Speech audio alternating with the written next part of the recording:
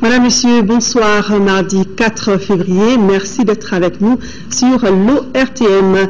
Et tout à l'heure, le président de la République, Ibrahim Boubacar Keïta, a reçu successivement en audience l'amiral Guillot, chef d'état-major des armées de la République française, et le couple musicien Amadou et Mariam. Nous proposerons au cours de ce journal le compte-rendu de ces audiences. Ce sera avec Garibou Pérou.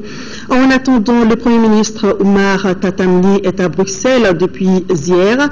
Sur place, il rencontrera les partenaires techniques et financiers du Mali en vue de faire le bilan des annonces d'aide au Mali pour la reconstruction et la consolidation de la paix. Rappelez-vous, plus de 1900 milliards de francs CFA, c'est le montant qui avait été promis par les partenaires à notre pays. Envoyés spéciaux à Bruxelles, Amadou Sankaré et Tchédje Kamara. 9 mois après la tenue de la conférence des donateurs pour le développement du Mali, le gouvernement et ses partenaires se retrouvent à Bruxelles pour faire le bilan des annonces faites. On se rappelle que sur une promesse de 1902 milliards de francs CFA, 1400 milliards ont fait l'objet d'accords de financement à ce jour et 767 milliards ont été décaissés en 2007, soit un taux de réalisation de 40%. Pour convaincre davantage les partenaires à mettre la main à la poche, le Premier ministre Oumar Tatamli a dans ses bagages des arguments solides. Il s'agit de la tenue par notre pays des élections présidentielles et législatives réussies. À quelques heures de la rencontre, le Premier ministre a eu une séance de travail avec les membres du gouvernement qui ont fait le déplacement de Bruxelles pour le dernier réglage. Une autre rencontre très attendue ici, c'est celle relative à la sécurité dans le Sahel. Une réunion qui aura lieu ce jeudi.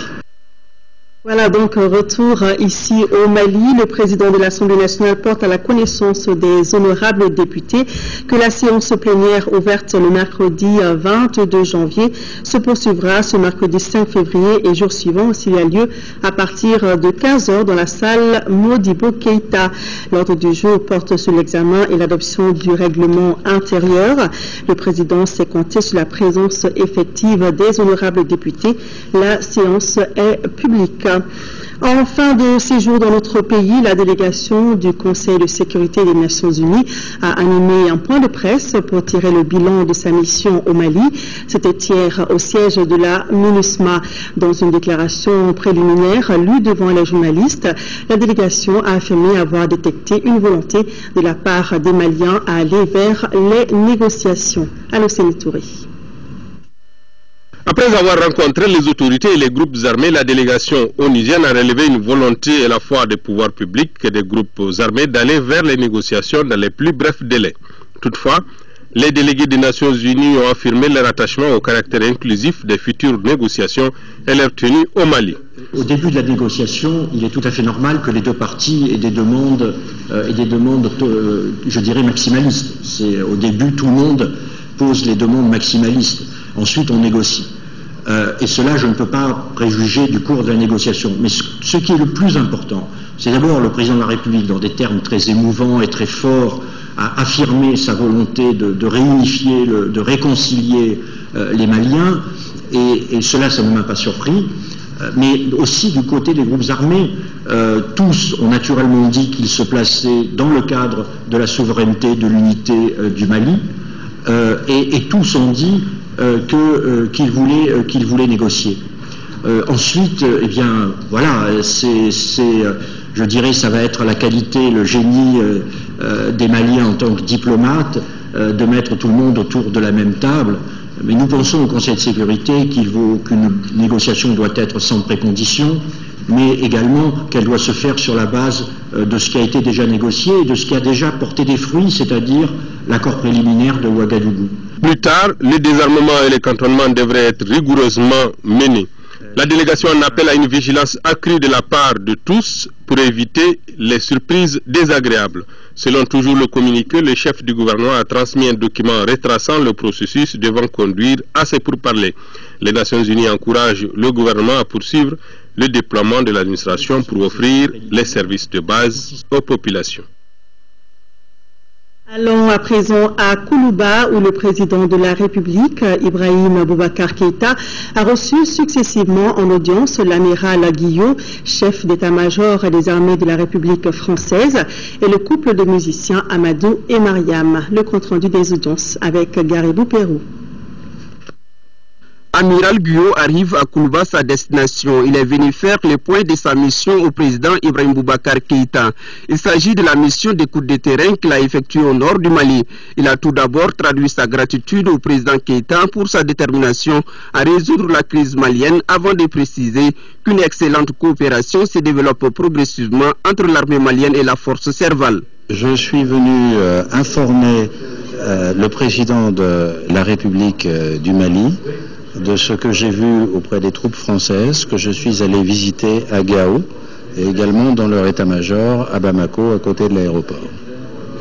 Et je voulais lui faire part également de la coopération qui continue à s'améliorer entre la force Serval et les forces armées maliennes. Comme vous le savez, nous menons maintenant régulièrement des opérations en commun avec succès. Je crois que c'est une excellente nouvelle pour l'ensemble du Mali. Dernière personnalité reçue par le président de la République, le couple Amadou et Mariam. Les artistes de renommée internationale ont indiqué que leur entretien avec le président Keïta a porté sur un certain nombre de problèmes auxquels les artistes maliens sont confrontés. Comme dans ces pays-là, les artistes ont beaucoup de problèmes. Donc parler de la fédération et essayer de voir ce qu'on peut faire pour le développement de la culture, pour mettre les artistes dans les bonnes conditions et pour qu'on puisse faire de façon à ce qu'ils puissent avoir des textes pour lutter contre la piraterie, pour que les artistes puissent vivre mieux surtout. Le chantier de réforme du secteur politique, économique, social et culturel est ouvert. Il faut donc une mise en commun des intelligences pour une contribution de qualité à la paix et à la sécurité nationale. Auparavant, le président Keïta et Amiral Guillot ont chacun reçu de l'autre un tableau, l'un symbolisant l'hospitalité malienne à travers un portail et l'autre l'intervention française au Mali à travers des avions de guerre décollés depuis la France. Les deux œuvres expliquent l'excellente coopération qui existe entre nos deux pays. Le ministre de l'administration territoriale, sous la base de la délibération de la Commission nationale d'observation de la Lune, chargée de la fixation des dates officielles des fêtes musulmanes et du début du mois de Ramadan, informe la communauté musulmane que le mois lunaire Rabiou Sani, ou la série Follow, a débuté au Mali le samedi 1er février 2014.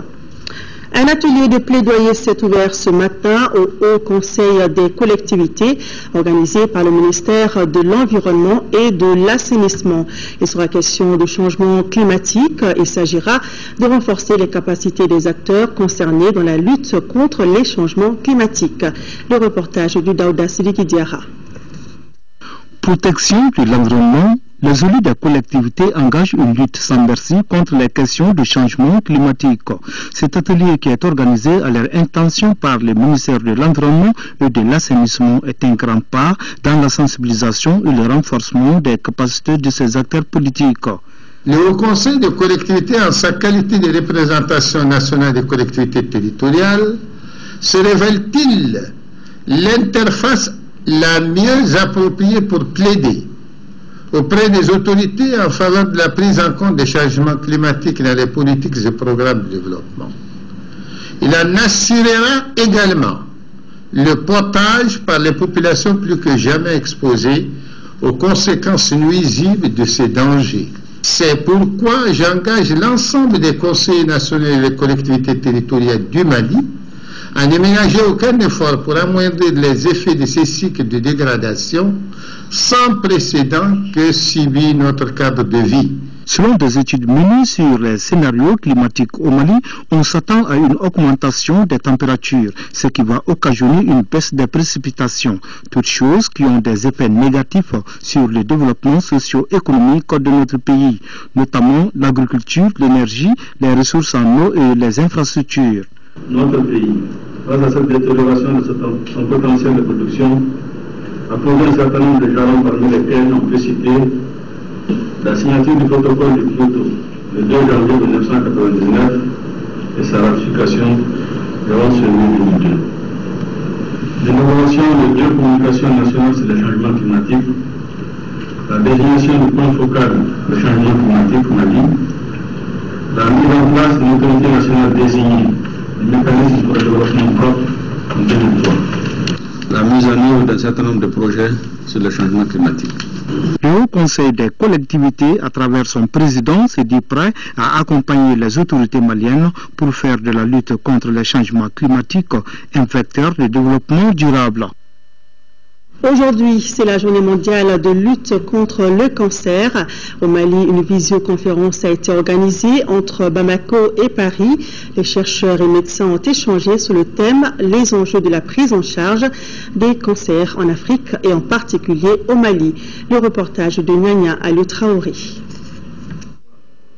586, c'est le nombre de nouveaux cas de cancer détectés au Mali courant 2013, soit une augmentation de 12% comparée à l'année 2008. Le cancer gangrène non seulement nos foyers, mais il s'installe de plus en plus confortablement dans notre quotidien si rien n'est fait. Ce 4 février, institué Journée internationale de lutte contre le cancer, se veut un rappel. Rappel sur les dommages que peut causer la maladie et enfin rappel sur ce qui peut être fait et doit être fait urgemment. Quand on prend les hémopathies Mali, l'ensemble des cancers du sang, on voit qu'à peu près, nous avons 50 000 nouveaux cas en Afrique subsaharienne. Et malheureusement, parmi ces 50 000 nouveaux cas, à peu près 80% qui décèdent. Donc ça veut dire problème de diagnostic précis et surtout problème de thérapeutique parce qu'on n'a pas accès à certains traitements.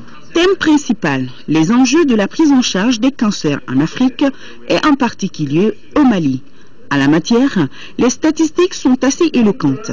Tenez-vous bien, notre continent constitue un foyer ambiant où la maladie est prompte à se développer rapidement. Et ce sont les femmes qui payent le plus lourd tribut de ce mal non transmissible. Quant aux hommes, ils sont victimes fréquemment du cancer de la prostate. Pour le cancer chez les femmes, le col, en faisant la comparaison entre les 10 premières années et les 10 dernières années, nous voyons que ça augmente. Et pour le cancer du sein aussi, c'est pareil, mais pour le cancer du foie, nous constatons une régression, n'est-ce pas, de ce cancer. Nous voyons ici une chute vraiment du nombre de cancers du foie pendant les 10 dernières années. Et pour la prostate aussi, qui occupait le 4e rang, nous constatons maintenant que le cancer de la prostate occupe le 2e rang chez les hommes. Le mal existe, hélas, mais n'est pas incurable, préciseront les conférenciers. Pour y arriver, 3 solutions clés sont proposées. La prévention, le diagnostic, puis le traitement. Pour atteindre ces 3 objectifs, la conférence a proposé la formation et la transmission du personnel de santé aux nouvelles technologies, l'organisation de grandes campagnes de sensibilisation, plus d'engagement des États dans le processus de lutte et enfin développer l'approche iPad. Un tour dans le monde sportif. Du 20 au 28 février prochain, Bamako abritera le tournoi de la paix, de l'amitié et de la solidarité. Pendant une semaine, 16 pays s'affronteront dans 4 disciplines, le football, le basketball, le tennis de table et l'athlétisme. Organisé par le ministère de la Jeunesse et des Sports, le tournoi nécessitera la somme de 300 millions de francs CFA. Le lancement du tournoi, c'est avec Abdul Karim Kaba. 4 disciplines à savoir le football, le basketball, le tennis de table et l'athlétisme ont été choisis pour marquer le retour du Mali à l'échelle continentale et même mondiale. Tel est l'objectif de ce tournoi de la paix, de l'amitié et de la solidarité. Pendant une semaine, Bamako en Bon-Diatigui accueillera 13 pays africains, plus la France, les Pays-Bas pour l'Europe et la Chine pour l'Asie. Le pouvoir du sport est utilisé pour la promotion de la paix, de l'amitié et de la solidarité. Nous avons connu des périodes assez difficiles, assez troubles dans l'histoire de notre pays. Et que maintenant, grâce à l'effort conjugué et de la communauté internationale et des communautés nationales, nous commençons à émerger. Et me référant au préambule de l'acte constitutif de l'UNESCO qui dit que les guerres prenant naissance dans l'esprit des hommes, c'est dans l'esprit des hommes que doivent être érigées les défenses de la paix. Nous nous sommes dit qu'il fallait inventer une activité qui soit pas de la fête uniquement, mais du sport associé à la fête, à la réjouissance, à l'esprit de la trêve, comme pour dire au monde entier, ça y est, le Mali retrouve ses marques. Organisé par le ministère de la Jeunesse et des Sports, le tournoi coûtera la bagatelle de 392 millions de francs CFA. Il sera financé par le budget national et les sponsors. Nous avons ciblé tous les pays effectivement qui ont aidé le Mali pendant la période de crise et qui continuent aussi à assister le Mali. Il n'y a pas de critères spécifiques par rapport au choix de discipline. Nous avons juste invité l'ensemble des pays.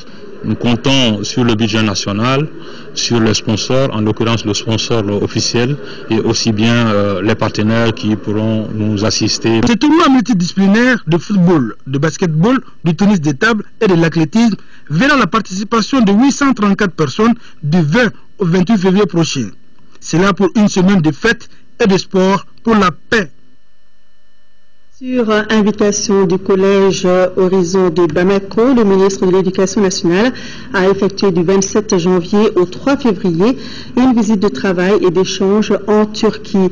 Ce séjour a permis à Mme Togola Jacqueline Marinana de visiter de nombreuses infrastructures dans les villes de Gaziantep et d'Istanbul et d'échanger avec les autorités et hommes d'affaires sur le fonctionnement de nos deux systèmes éducatifs nationaux qui, selon le ministre de l'Éducation, présente de nombreuses similitudes.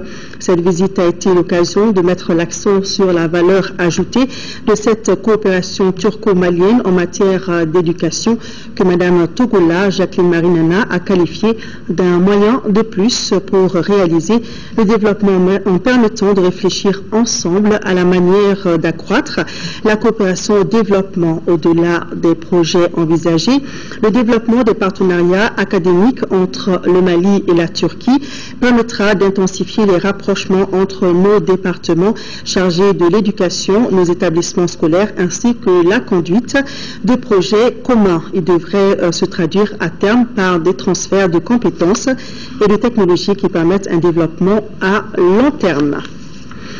Un incendie s'est produit au marché de Médine, c'était hier soir. Les dégâts matériels sont importants, mais fort heureusement, aucune perte en vie humaine. Le ministre du Commerce s'est rendu sur les lieux. Il a été suivi par Isaac Thénou, dont voici le reportage. Le ministre du Commerce et plusieurs autres personnalités sont venus constater de visu les dégâts causés par cet incendie au marché de Médine. Un incendie qui a ravagé plusieurs kiosques de vente de divers articles. Cet autre sinistre interpelle plus d'un. Au-delà de l'ampleur du désastre, comme vous le dites, qu'il y a urgence. Urgence du côté des commerçants comme du côté des pouvoirs publics de trouver des solutions définitives à cette répétition inacceptable des sinistres dans les marchés du Mali. Ça pose le problème fondamental de repenser nos équipements marchands. Si les causes de cet incendie ne sont encore connues, il est plus que temps de penser à la modernisation des marchés de Bamako. Les secouristes, capable soit-il, si vous n'avez pas accès à un incendie, vous ne pourrez rien faire. C'est le problème essentiel auquel on a été confronté pour venir à bout de ce sinistre, qui malheureusement, on pouvait le gérer en 30 minutes. Mais on a fait combien de temps? Plus de 3 heures de temps. Le ministre du Commerce, Abdelkarim Konaté, a aussi apporté le message du gouvernement et a rassuré que des dispositions sont à court pour que de pareils sinistres ne se reproduisent plus. Nous sommes arrivés pour exprimer aux victimes la solidarité et le soutien du président de la République et des membres du gouvernement. Et par la grâce de Dieu, nous ne déplorons aucune perte en vie humaine. Cependant, les dégâts matériels sont très importants. Depuis un certain temps, une commission est déjà à pied d'œuvre au niveau du département, composée des cadres de plusieurs départements ministériels, des élus, des responsables communaux. Cette commission réfléchit présentement sur la problématique des incendies dans nos marchés. Ce qui est sûr, le marché de Médine, tout comme plusieurs autres espaces commerciaux, mérite une véritable métamorphose, d'où la nécessité des réels changements de comportement et des sacrifices à tous les niveaux. Oui, tout à fait. Agriculture, nous vous annoncions hier qu'une délégation égyptienne s'est rendue dans le périmètre irrigué de Farabana, c'est dans la commune rurale du Mandé. C'était pour voir la faisabilité de sa mise en valeur. Il semblerait que ce soit en bonne voie. Les Égyptiens et les responsables de l'OHVN ont signé un mémorandum cet après-midi au ministère du Développement rural. Reportage de Nando Dambélé. Deux signatures pour un symbole qui consolide les bons rapports de coopération entre le Mali et l'Égypte. Le mémorandum qui vient d'être signé est un signal fort de la politique d'échange d'expériences et de technologies entre le Mali et l'Égypte en matière de recherche agronomique. Par ce geste, la partie égyptienne s'engage à réaliser une ferme moderne dans le périmètre irrigué de Farabana dans la commune du Mandé, laquelle apportera des solutions aux problèmes de développement de l'agriculture dans cette zone où l'agriculture est une activité traditionnelle. Bientôt, un pôle de centralisation pour les mangues et la pomme de terre sera ouvert à Sikasso. L'infrastructure réalisée pour 2 milliards de francs CFA est le fruit du partenariat gouvernement-Banque mondiale à travers le PCDA. L'infrastructure en voie d'achèvement a été visitée ce lundi par les acteurs. Reportage de Daouda Diakité. Situé sur l'ancienne zone aéroportière, les pôles de centralisation de la mangue et de la pomme de terre de Sikasso, objet de cette visite guidée, sont bâtis sur une superficie de 2,5 hectares. Ils sont composés chacun d'un bloc administratif, des salles de traitement, des tris, des chambres froides pour la conservation et des magasins dont les capacités sont respectivement de 20 à 40 tonnes jour pour la pomme de terre et 42 à 66 tonnes pour la mangue. Fruit du partenariat entre le gouvernement du Mali et la Banque mondiale à travers le programme Compétitivité et Diversification agricole PCDA, les infrastructures auront coûté près de 2 milliards de francs CFA. Cette visite guidée a pour objectif de permettre à ces acteurs de filière de prendre contact avec les infrastructures, de s'en approprier dans les jours à venir. Occasion donc pour les responsables des filières concernées de remercier les partenaires de la Banque mondiale et l'équipe du programme de compétitivité et de diversification agricole pour cette initiative. Je pense que c'est une infrastructure qui va permettre encore une fois de plus de booster également cette filière pour atteindre réellement ses objectifs dans le développement socio-économique de la région. Cette infrastructure va nous permettre d'initier le stockage de la production pour une période, pendant la période de surabondance, pour la remettre sur le marché pendant la période de déficit. L'inauguration officielle des infrastructures devra intervenir avant l'ouverture des campagnes prochaines. Dans la même lancée, la coopérative des femmes de Kenyeba Sekuluton a organisé la semaine dernière une séance de démonstration de fabrication du beurre de karité. C'était pour montrer son savoir-faire aux partenaires et demander l'appui de ceux-ci pour développer ses activités de fabrication et de commercialisation du beurre de karité. De Kaï, la correspondance de Mahamadi Alibari. C'est en janvier 2012 que la coopérative des femmes de Kenyeba, Sekuluton, a vu le jour avec comme objectif de valoriser les produits de cueillette, notamment le karité. Sa principale activité est donc la fabrication et la commercialisation du beurre de karité afin d'améliorer les conditions de vie de ses membres. Pour célébrer le 2e anniversaire de sa création, la coopérative a organisé une séance de démonstration de fabrication du beurre de karité. À ses débuts, la coopérative bénéficiait de l'appui du corps de la paix. Mais cet appui a été arrêté après l'éclatement de la crise, d'où cet appel de la marraine de la coopérative. En effet, la coopérative est confrontée à des difficultés, notamment le manque de moulins appropriés, l'inexistence de magasins de stockage, le manque de fonds de roulement, le manque de formation des femmes productrices du beurre de karité. En 5e région, une délégation du ministère allemand des Affaires étrangères, en partenariat avec Caritas Allemagne et Indamali, a rendu visite aux autorités régionales de Mopti. Une mission qui s'inscrit dans le cadre du forum Dialogue communautaire pour la réconciliation. Les précisions de Mahamar Ibrahim Touré. Plusieurs temps forts ont marqué la visite de la délégation allemande BMZ en 5e région, sous l'égide de Enda Mali. Il s'agit de la rencontre avec les autorités régionales, les 15 membres de la commission communale de réconciliation de Konna et tous les acteurs au développement présents au forum de réconciliation. La rencontre a fait ressortir les activités menées et les perspectives. Il y a d'autres programmes en perspective.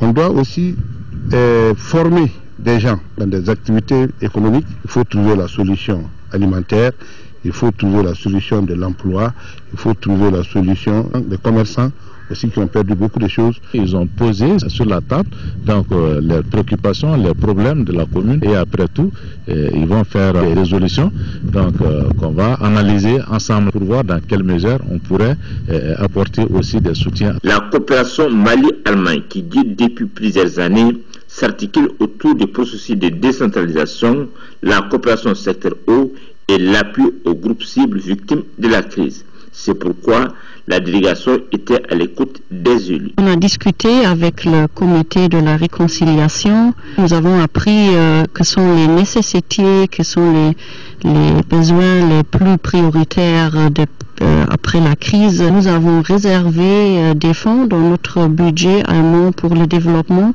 pour réagir à cette situation après la crise et on va prendre les décisions pour appuyer les gens ici. Les autres Allemands ont visité les lieux bombardés à Konna.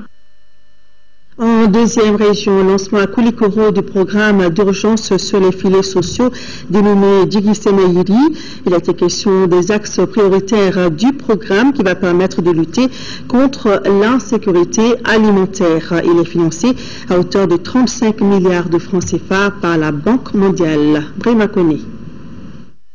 Les ménages en pauvreté chronique et en vulnérabilité de la région de Koulikoro peuvent se réjouir du soutien constant du gouvernement du Mali. Un des instruments les plus adéquats pour établir les piliers d'un système national de filets sociaux vient d'être institué. Il s'appelle Programme d'urgence sur les filets sociaux ou encore Djigisemeïri et va couvrir 9113 ménages issus de 11 communes ciblées dans les cercles de Nara, Kolokani et Dioula. Djigisemeïri, comme son nom l'indique, est un programme destiné aux ménages pauvres et qui sont vulnérables. Donc c'est un programme qui a 3 composantes. Une composante transfert monétaire aux ménages pauvres et vulnérables. Une composante de mise en place d'un système de filets sociaux et une composante de gestion du programme. L'identification des bénéficiaires constitue une des étapes les plus importantes dans la mise en œuvre des activités du programme. Elle nécessite une bonne approche pour cibler les ménages les plus vulnérables des communes concernées et garantir les impacts recherchés. Je voudrais rassurer les membres de l'unité technique de gestion de l'interdisponibilité de nos structures non seulement à s'approprier des composantes du programme, mais aussi à ne ménager aucun effort pour l'atteinte des objectifs qui lui sont assignés. Le programme Djigisemeïri met en œuvre des activités d'accompagnement sur les thèmes prioritaires dans les domaines de la nutrition, de la santé, de la reproduction, de l'éducation, de l'épargne et de l'économie familiale. Il s'agit maintenant d'identifier les familles qui sont très démunies et de donner un montant de 10 000 francs par mois à chaque ménage. Et l'argent est payé par trimestre et pendant 3 ans. Le programme sur les filets sociaux est financé à 35 milliards de francs CFA par la Banque mondiale. Actualité internationale, le procès de Pascal Simbikagwa, un Rwandais présumé génocidaire, s'est ouvert ce mardi à Paris. Il est accusé de complicité de génocide et de crimes contre l'humanité. Pascal Simbikagwa a été arrêté en 2008 à Mayotte, où il vivait sous un faux nom. Ce procès a pu se tenir grâce à la persévérance de l'ONG Collectif des partis civils pour le Rwanda. Attention, certaines images de ce reportage peuvent choquer les personnes sensibles. 20 ans, c'est long, c'est le temps qu'il aura fallu pour organiser le premier procès d'un présumé génocidaire rwandais en France. L'ouverture s'est tenue ce mardi à la Cour d'appel de Paris. Il n'aurait pu avoir lieu sans l'action d'ONG comme le collectif des partis civils pour le Rwanda, qui participe depuis de nombreuses années à la traque des auteurs du génocide de 1994. J'espère surtout que ce procès sera le premier d'une très longue série, parce que nous avons déjà déposé environ 25 plaintes, que nous en préparons d'autres, et il ne faudrait pas quand même que ça prenne une trentaine d'années. L'accusé, le voici en 2008 à Mayotte, alors qu'il vient d'être arrêté pour falsification d'identité.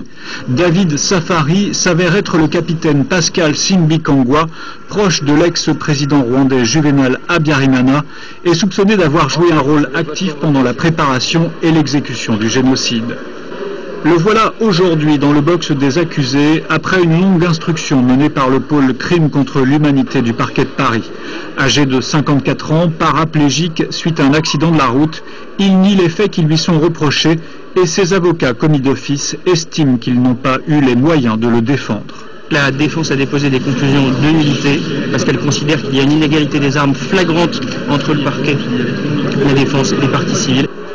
Les faits tels qu'énoncés par le président du tribunal, Olivier Laurent, portent principalement sur l'organisation de barrages pendant le génocide de 1994 et la distribution d'armes aux miliciens interamoués. Ces faits reposent sur une trentaine de témoignages dont il reviendra au juré d'assises d'établir s'ils constituent ou non des preuves irréfutables de la culpabilité de Pascal Simbikangwa. Retour sur le continent. En Guinée, après plus de 5 ans, l'Union européenne signe son retour dans le pays par le financement de plusieurs projets. La tenue des élections législatives en Guinée constitue le dernier jalon de la feuille de route établie par l'UE pour la reprise de sa coopération. L'UE vient donc de débloquer 140 millions d'euros pour financer la réalisation d'infrastructures, l'agriculture, l'éducation, entre autres. C'est une véritable bouffée d'oxygène pour l'économie guinéenne, à bout de souffle depuis un peu plus de 5 ans. Les 140 millions d'euros débloqués par la Commission européenne visent à soutenir le développement dans le pays. La plus grosse partie de l'enveloppe, à savoir 83 millions d'euros, est consacrée à la réalisation d'infrastructures routières. L'objectif, c'est de désenclaver les zones de production, une des priorités du nouveau gouvernement guinéen. L'État a l'obligation d'investir et de réaliser les infrastructures de base que sont, entre autres, les voies de communication fiables, l'énergie électrique nécessaire aux activités de production, ainsi que le soutien au secteur agricole, sanitaire et scolaire. Le déblocage des fonds par Bruxelles marque la reprise complète de sa coopération avec Conakry. Cette reprise intervient 4 mois après les élections législatives, un scrutin dont l'Union européenne avait fait du bon déroulement la condition sine qua non pour son retour en Guinée. Avec la finalisation de la transition couronnée par l'organisation des élections législatives, nous avons signé la reprise totale avec l'Union européenne. L'Union européenne avait gelé sa coopération avec la Guinée fin 2008 suite au coup d'État du capitaine Moussa Dadis Camara qui avait ordonné dans la foulée la dissolution de l'Assemblée nationale. La reprise de cette coopération est sans doute un succès politique pour le chef de l'État Alpha Condé à un peu plus d'1 an et demi de l'élection présidentielle. Sur le continent, avec l'essentiel de l'actualité en bref et en images, dans sa lutte contre le trafic clandestin, le Togo vient de saisir 2 tonnes d'ivoire sur des trafiquants. En Afrique du Sud, Nelson Mandela a laissé un héritage de 3 millions d'euros à partager entre la famille, son parti et des écoles. Et tout de suite, premier arrêt en Centrafrique, où le calme semble revenu, malgré qu'encore quelques règlements de compte. La situation sécuritaire à Bangui s'est progressivement améliorée, malgré des explosions de violence sporadiques et des règlements de compte quotidiens entre chrétiens et musulmans. C'est ce qu'a déclaré hier le chef d'état-major des armées françaises, l'amiral Édouard Guillot, lors d'une visite aux soldats de l'opération Sangaris. L'amiral reconnaît toutefois que la province, où une grande partie des combattants sénégalais repliés, reste largement hors de contrôle.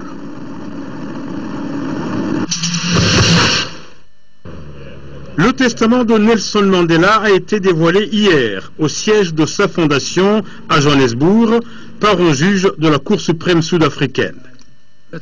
L'icône de la lutte anti-apartheid laisse une fortune de 3 millions d'euros en héritage qui sera réparti entre sa famille, son parti, le Congrès national africain, ses employés et 6 écoles qui lui tenaient particulièrement à cœur. Le partage de la succession a été accepté par la famille, il n'y aurait pour l'instant aucune contestation. La police togolaise a effectué hier une nouvelle saisie de 2 tonnes d'ivoire au port de Lemay.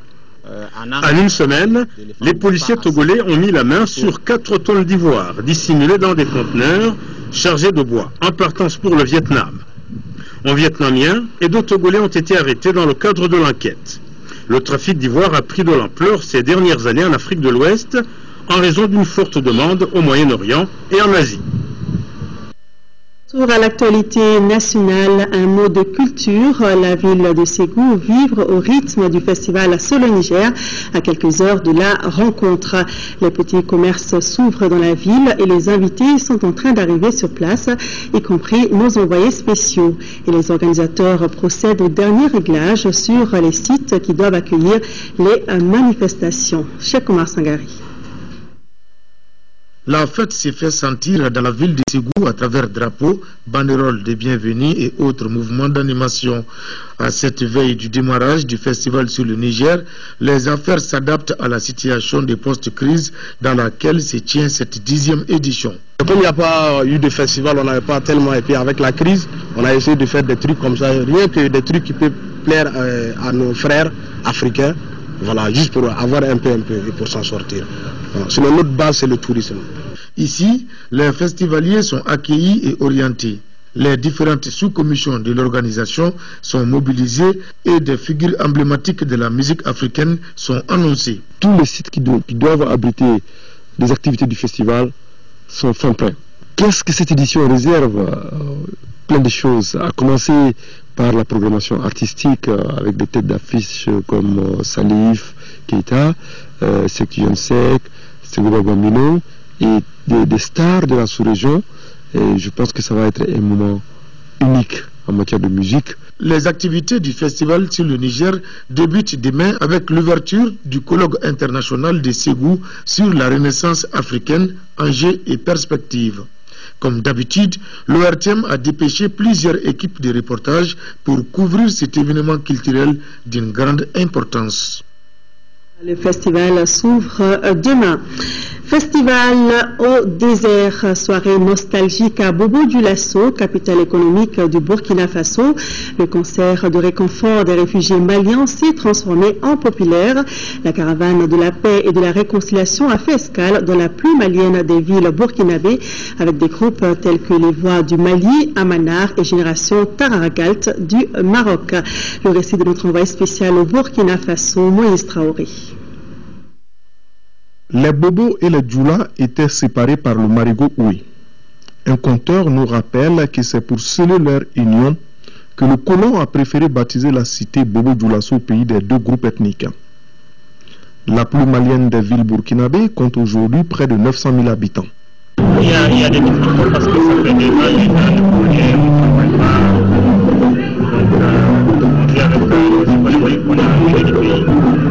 Si on veut la paix, il faut vraiment prendre le mal par ses racines. Il faut décortiquer ce problème. Il faut se poser les questions. Pourquoi à chaque fois, à tous les 5 ans, à tous les 10 ans, ce problème ressurgit? Je suis venu chercher avec ma musique les fils du pays qui aiment le pays. Et j'en ai eu des gens qui ont la volonté de revenir.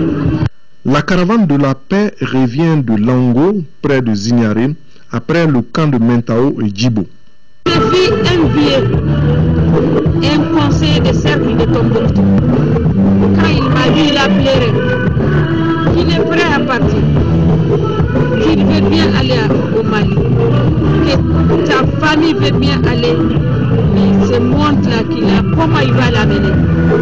Il n'a pas les moyens de retourner. Nous pouvons entreprendre une caravane aussi pour montrer la diversité culturelle du Burkina Faso. Moi, je pense que quand les peuples se comprennent, quand le peuple se frotte, quand le peuple, il y a brassage entre les peuples, il ne peut jamais avoir de mésententes, il ne peut pas avoir de problèmes entre les peuples. Bientôt, c'est la semaine nationale de Burkina Faso et le Mali a toujours été présent.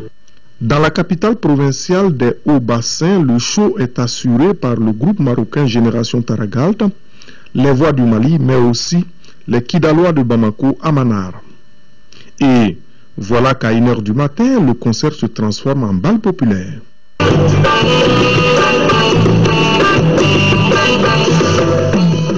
Finale en apothéose pour la caravane de la paix.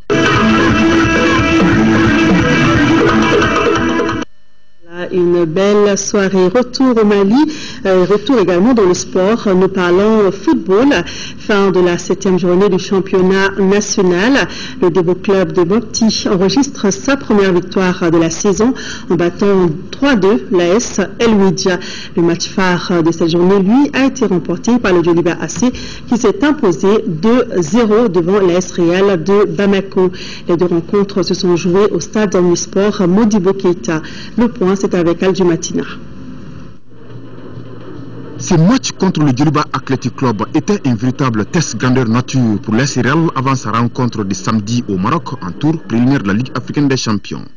Après une belle entame des parties sans réussite, le Real se fera surprendre à la 27e minute par la ligne offensive du Djoliba AC.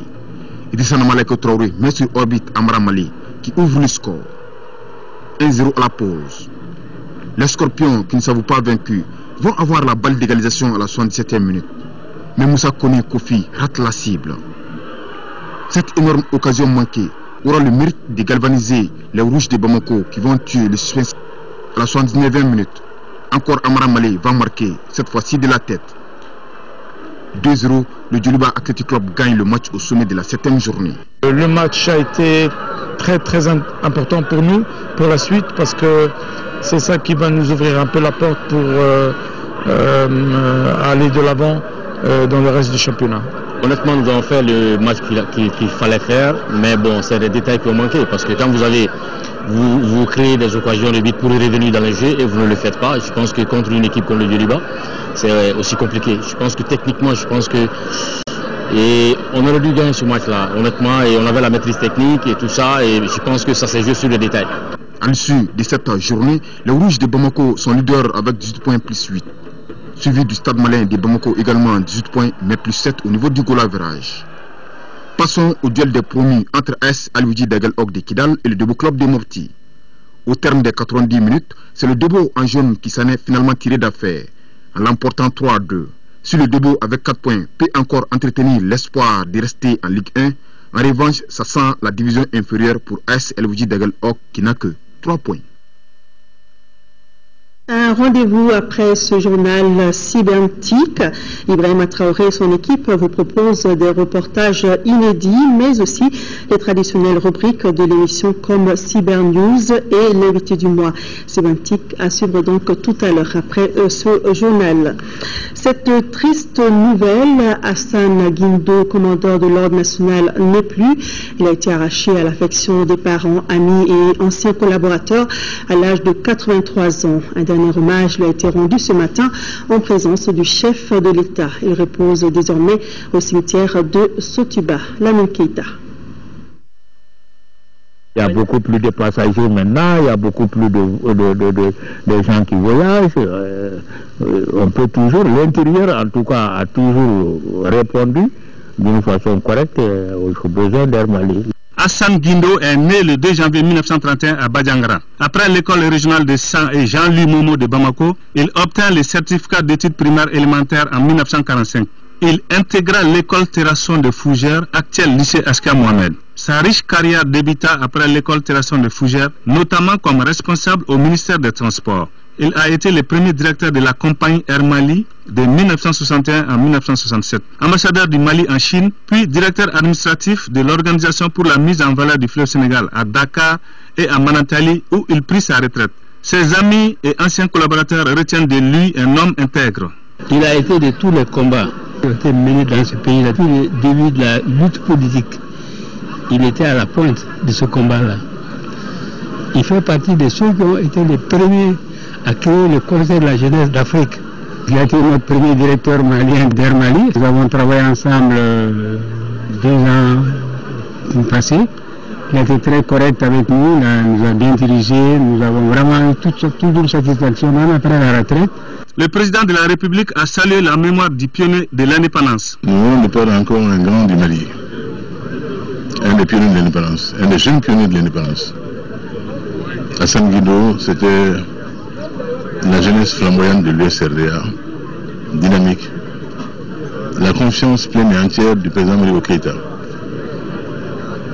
Et à ces jeunes investit cette confiance et sévit des missions, confie des missions de fondation, ainsi pour Air Mali. Il a bien réussi cette mission-là de faire d'Air Mali la première compagnie après Ethiopian Airlines, fondée par un État africain indépendant, géré par les nationaux de ce pays, des équipages de ces pays, au point que l'on raconte, c'est la légende d'Air Mali, que lorsque le premier vol d'Air Mali s'est posé à Brazzaville, certains se sont demandé s'il n'y avait pas un équipage blanc derrière dans l'avion. Cet homme, on l'a conduit aujourd'hui à sa dernière demeure, a été ensuite jeune ambassadeur à Beijing, a côtoyé les plus grands, Zhou Enlai, Mao Zedong, et un grand militant dans l'âme, un grand travailleur, un grand patriote. C'est cet homme-là que nous avons conduit aujourd'hui à sa dernière demeure. Sur un rapport purement familial, personnel, c'était un oncle à moi, en même temps un aîné. Son jeune frère, Boubacar Guindo, ayant été mon plus que frère depuis l'enfance. Voisinage également à Médine. Beaucoup ne le savent pas, je suis là à rue 14 à Ménacroix. Tout cela fonde des relations particulières qu'il me tenait à cœur aujourd'hui de venir honorer. Et surtout en le nom de la République du Mali, qui perd un de ses enfants les plus valeureux. Hassan Guindo laisse derrière lui une veuve et 9 enfants, dors en paix. Que la terre lui soit légère. Amen. Merci à vous et bonsoir.